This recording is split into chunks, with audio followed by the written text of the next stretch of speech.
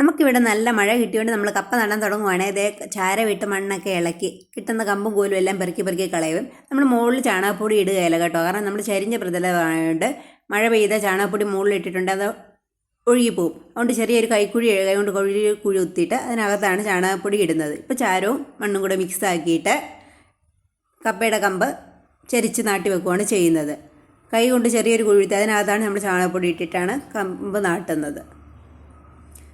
എല്ലാ കൂനയിലും നമ്മളിങ്ങനെ ചാര നന്നായിട്ട് മിക്സ്. നമ്മൾ രാവിലെ തന്നെ തോട്ടത്തിലോട്ട് ഇറങ്ങി വെച്ചു, കാരണം കുറച്ച് കഴിഞ്ഞാൽ നല്ല വെയിലല്ലേ, അപ്പോൾ പണി കിട്ടും. അതുകൊണ്ട് രാവിലെ ഒരു 8 മണിയായപ്പോൾ തുടങ്ങിയ പരിപാടിയാണ്. കിട്ടുന്ന കമ്പൊക്കെ കല്ലുമൊക്കെ മാറ്റി വെച്ച് ചാരം നന്നായിട്ട് മിക്സ് ആകുന്നുണ്ട്. നമുക്ക് ആവശ്യത്തിന് കപ്പയുടെ കൊമ്പ് ഇപ്രാവശ്യമുണ്ട്, അതുകൊണ്ട് ആ ഒരു കാര്യത്തിൽ നമുക്കൊരു പേടിയും വേണ്ട. കപ്പക്കമ്പ് ഒരു നിശ്ചിത അളവിലാണ് മുറിക്കേണ്ടത്. മുറിച്ച് മാറ്റി അവിടെ വെച്ചിട്ടുണ്ട്. അത് ഓരോ കൂനയുടെ മണ്ടയെ കൊണ്ട് അത് ഇടും. കപ്പക്കണ്ണിൻ്റെ അറ്റത്ത് മണ്ണ് പറ്റിയിരിക്കുന്നുണ്ടോ, മണ്ണ് പറ്റിയ അറ്റമാണ് മണ്ണിൽ നാട്ടി വെക്കേണ്ടത്. ആദ്യത്തെ ഒരു വര കണ്ടില്ലേ, ആ വരവടയാണ് മണ്ണിന് അകത്തോട്ട് താഴ്ത്തി വെക്കേണ്ടത്.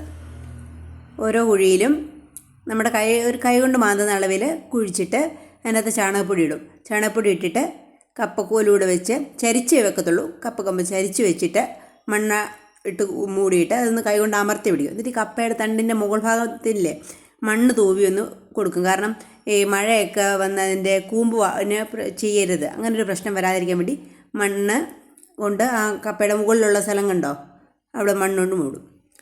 പറഞ്ഞപ്പം വേഗം തീർന്നു.